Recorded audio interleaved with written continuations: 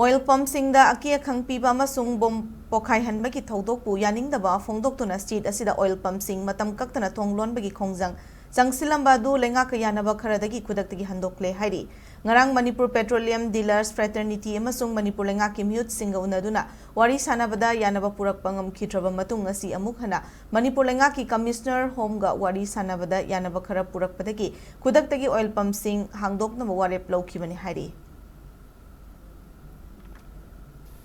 Koi Manipur hojik petrol dealersing na